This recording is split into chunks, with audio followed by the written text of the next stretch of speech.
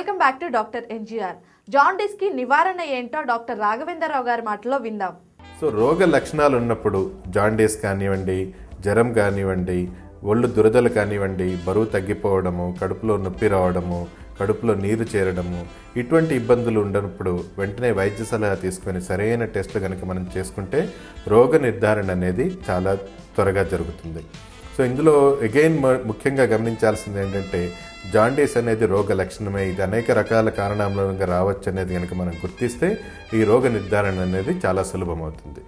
ఒకసారి రోగ నిర్ధారణ అయిన తర్వాత according to the cause of jaundice, ఏ కారణం మూలంగా జాండీస్ వచ్చే దానిపైన ట్రీట్మెంట్ ఆధారపడి ఉంటుంది. ఒకవేళ కనుక అది రక్తంలో లోపాల మూలంగా కనుక వస్తే దానికి కావాల్సిన మందులు అవి వాడుకోవాల్సి ఉంటుంది. లివర్లో లోపాల మూలంగా కనుక వస్తే లివర్ వాపును తగ్గించడానికి, అదేవిధంగా లివర్లో సిర్రోసిస్ లాంటి ఇబ్బందులు ఉంటే వాటిని కంట్రోల్ చేయడానికి మందులు ఉపయోగించవచ్చు. ఈ మందులు కొన్నిసార్లు లివర్లో కణుతులు కానీ సిస్టులు కానీ ఏర్పడడం మూలంగా వచ్చే జాండీస్ మందులతో నయం కాదు.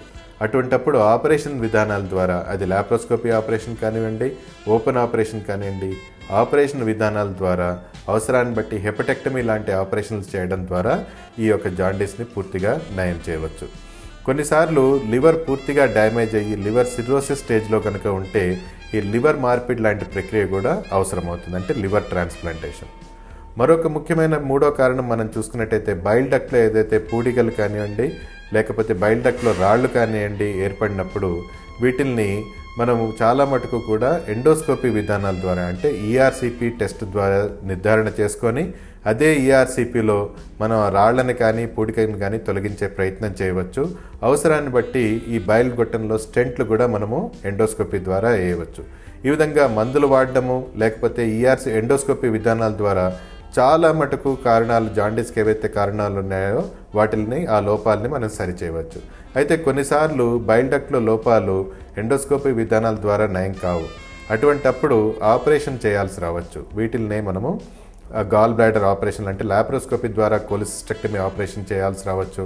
లేకపోతే బైల్ డక్ట్లో కనుక ఒకవేళ పూడికలాగా ఉంటే దానికి బైపాస్ ఆపరేషన్ అంటే హిపాటికోజెజినాస్టమీ లాంటి ఆపరేషన్లు కూడా మనం కొన్నిసార్లు చేయవలసి వస్తుంది. ఈ విధంగా సరైన సమయంలో రోగ లక్షణాలను గుర్తించి రోగ నిర్ధారణ చేసి వాటిని కనుక తొలి దశలోనే మనం అవసరాన్ని బట్టి మందులు, కొన్నిసార్లు అవసరాన్ని బట్టి ఎండోస్కోపీ విధానాలతో అవలంబించడం ద్వారా, మరికొన్నిసార్లు లేట్ స్టేజెస్లో ఆపరేషన్ ద్వారా, శస్త్రచికిత్స ద్వారా కూడా ఈ జాండీస్ని పూర్తిగా తగ్గించవచ్చు.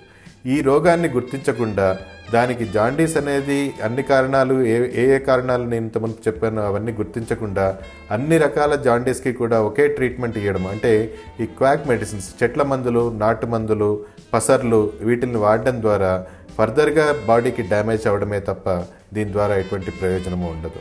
సో ఈ విషయాన్ని గుర్తించి రోగ నిర్ధారణ చేసుకొని సరైన ట్రీట్మెంట్ తీసుకుంటే చాలా మటుకు కారణాలు ఏవైతే జాండీస్కి ఉన్నాయో వాటిని పూర్తిగా నిర్మూలించవచ్చు. పసిరికలకి అతి ముఖ్యమైన కారణము, చాలా ఇంపార్టెంట్ కారణము క్యాన్సర్. లివర్ క్యాన్సర్ వచ్చినప్పుడు కూడా పసిరికలు అనేవి బయటపడవచ్చు. దీంట్లో ముఖ్యంగా ఏంటంటే గమనించాల్సింది, లివర్ వాపు ఉండడం మూలంగా, లివర్లో కణితి ఏర్పడడం మూలంగా ఏదైతే లివర్ యొక్క డ్యామేజ్ అవుతుందో దాని ద్వారా లివర్ తను చేయాల్సిన ఫంక్షన్ని పూర్తిగా చేయలేకపోవడము, తద్వారా బిలిరూబిన్ శాతం బాడీలో పెరిగిపోయి జాండీస్ రూపాన బయటపడడం జరుగుతూ ఉంటుంది. ఈ లివర్ క్యాన్సర్ని గుర్తించడానికి చాలా ముఖ్యమైన ప్రక్రియ ఈ లక్షణాలు, రోగ లక్షణాలను గుర్తించడం. కడుపులో కుడిపక్కన పైభాగంలో కడుపులో నొప్పి రావడము, నొప్పితో పాటుగా జాండీస్ ఉండడము, జాండీస్తో కొన్నిసార్లు దురదలు లాంటివి రావడము, చలి జ్వరం రావడము, అదేవిధంగా వాంతులు కావడము, వాంతిలో ఒక్కొక్కసారి రక్తం పడడము, ఈ విధమైన రోగ లక్షణాలు, బాడీ వీక్నెస్ రావడము, శరీరం బరువు తగ్గడము, ఇటువంటి లక్షణాలు ఉన్నప్పుడు కనుక వెంటనే సరైన వైద్య సలహా తీసుకొని రోగ నిర్ధారణ కోసమని బ్లడ్ టెస్టులు కానివ్వండి, అల్ట్రాసౌండ్ స్కాన్ కానివ్వండి చేయించుకుంటే చాలా మటుకు కూడా ఈ లివర్ క్యాన్సర్ని గుర్తించే అవకాశాలు మెరుగ్గా ఉంటాయి. ఈ లివర్ క్యాన్సర్ ఉన్న వాళ్ళలో మనం సింపుల్ టెస్ట్లు, అంటే ఆల్ఫా ఫీటోప్రోటీన్ టెస్ట్ అనేది ఉంటుంది, ట్యూమర్ మార్కర్ టెస్ట్, అదేవిధంగా అల్ట్రాసౌండ్ స్కాను, అవసరాన్ని బట్టి సిటీ స్కాన్, ఎంఆర్ఐ స్కాన్ లాంటి అడ్వాన్స్డ్ టెక్నాలజీస్ని ఉపయోగించుకొని లివర్ క్యాన్సర్ ఉందా లేదా, ఉంటే ఏ స్టేజ్లో ఉంది, ఎందువల్ల వచ్చింది అనేది కూడా చాలా మటుకు రోగ నిర్ధారణ చేయవచ్చు. ఈ లివర్ క్యాన్సర్ ఉంటే కూడా దీనికి భయపడాల్సిన అవసరం లేదు. ఇవాళ రేపు ఉన్న మోడర్న్ టెక్నాలజీస్ తోటి లివర్ క్యాన్సర్ని కనుక మనం తొలి దశలోనే గుర్తిస్తే పూర్తిగా నార్మల్ లైఫ్ ఇచ్చే అవకాశం ఉంది. ఈ లివర్ క్యాన్సర్కి మనము బెస్ట్ ప్రక్రియ ఏంటంటే ఆపరేషన్ ద్వారా ఈ క్యాన్సర్ ఉన్న పార్ట్ని తొలగించడం. దీన్నే మనము హెపటెక్టమీ ఆపరేషన్ అంటాము. ఈ హెపటెక్టమీ ఆపరేషన్ ద్వారా క్యాన్సర్ని పూర్తిగా తొలగించి తిరిగి రోగికి నార్మల్ లైఫ్ మనం ఇచ్చే అవకాశం ఉంటుంది. ఒకవేళ కనుక ఈ క్యాన్సర్ని మనం తొలి దశలో గుర్తించలేకపోయినట్టయితే అడ్వాన్స్ స్టేజ్లో గుర్తిస్తే కూడా రోగికి ఉన్నన్నాళ్ళు క్వాలిటీ ఆఫ్ లైఫ్ ఇంప్రూవ్ చేయడానికి మనం అనేక ప్రక్రియల్ని అవలంబించవచ్చు. అందులో ముఖ్యమైన ప్రక్రియ ఎంబలైజేషన్ టెక్నిక్. దీన్నే టేస్ టెక్నిక్ అంటారు. ఈ టేస్ టెక్నిక్ ద్వారా, ఎంబలైజేషన్ ప్రక్రియ ద్వారా ఈ క్యాన్సర్ని కంట్రోల్ చేస్తూ దానికి ఈ క్యాన్సర్ ఫర్దర్గా పెరగకుండా జాగ్రత్త పడుతూ ఉన్నన్నాళ్ళు కూడా రోగికి పసరికలు అది కాకుండా నొప్పి అది తగ్గేటట్టు మనము జాగ్రత్తలు తీసుకొని ఈ క్వాలిటీ ఆఫ్ లైఫ్ని మనం ఇంప్రూవ్ చేసే ప్రయత్నం చేయవచ్చు.